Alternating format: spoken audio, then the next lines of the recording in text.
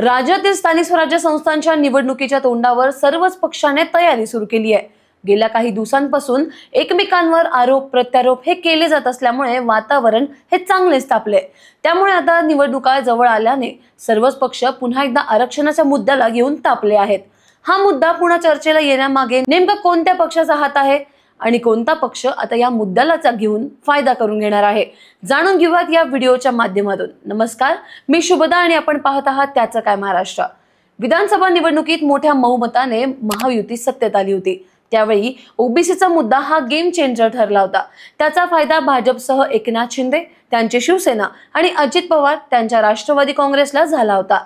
येत्या काळात स्थानिक स्वराज्य संस्थांच्या निवडणुकीकडे लक्ष लागलेले असताना आता ओबीसी मते पदरात पडण्यासाठी भाजप व राष्ट्रवादी काँग्रेसमध्ये रस्सीखेच सुरू झाली आहे। त्यातच आता शरद पवार यांनी ओबीसी मतांमध्ये वाढ करण्यासाठी नवीन डाव टाकला असून भाजपचा गड असलेल्या नागपूरमधून क्रांती दिनाच्या निमित्ताने राष्ट्रवादी काँग्रेस शरदचंद्र पवार पक्षाने मंडल यात्रेचे रणशिंग फुंकले आहे।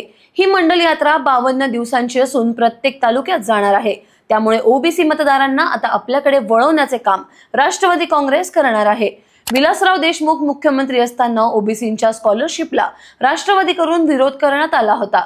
ओबीसी हा श्रीमंत मराठ्यांच्या विरोधात जातोय। श्रीमंत मराठा हा एनसीपी बेस आहे। श्रीमंत मराठ्यांच्या विरोधात ओबीसी जाणार नाही, हाच या पाठीमागचा राजकीय हेतू आहे, असा आरोप प्रकाश आंबेडकरांनी केलाय। ओबीसींचं कल्याण हा यात्रेचा हेतू नाही, तर या मागच्या निवडणुकांमध्ये ओबीसी भाजपकडे झुकला, यात दुमत नाही। मात्र आता ओबीसींच्या लक्षात आले आहे की एक नागनाथ आहे तर दुसरा सागनाथ आहे, अशी बोचरी टीका ही प्रकाश आंबेडकर यांनी केली आहे। मुख्यमंत्री देवेंद्र फडणवीस यांनी गोव्यातील ओबीसी संमेलनातून भावनिक आवाहन केले आहे। दुसरीकडे मराठा ओबीसी एकीची साध मनोज जरांगे पाटील घालत आहेत। त्यातच ओबीसी मतांसाठी शरद पवार यांनी डाव टाकला असून भाजपच्या बालेकिल्ल्यात जाऊन त्यांनी आता याच ठिकाणी मंडल यात्रेचा श्री गणेशा केलाय। 9 ऑगस्टला क्रांती दिनाच्या निमित्ताने राष्ट्रवादी शरदचंद्र पवार गटाने मंडल यात्रेची सुरुवात केली आहे। ही यात्रा नागपूरमधून 52 दिवसात राज्यातील कानाकोपऱ्यात जाणार आहे। शनिवारी नागपूरमधून या यात्रेला शरदचंद्र पवार यांनी हिरवा झेंडा दाखवला।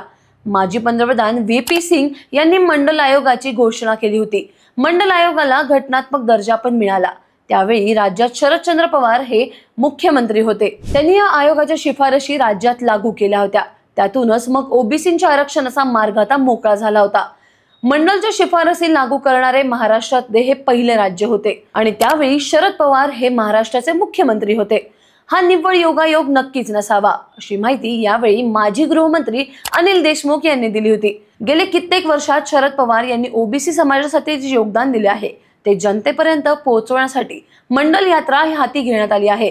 जेव्हा मंडल आयोग लागू करण्यात आला होता तेव्हा मंडल यात्रा कोणी काढली होती याची आठवण आताच्या मंडल यात्रेतून करून देण्यात येणार आहे। नागपूर येथून मंडल यात्रेची सुरुवात झाली। यावेळी आमदार रोहित पवार यांनी महत्त्वाचे मुद्दे मांडले होते। शिवशाहू आंबेडकरांचा विचार शरद पवार हे पुढे घेऊन जात आहेत।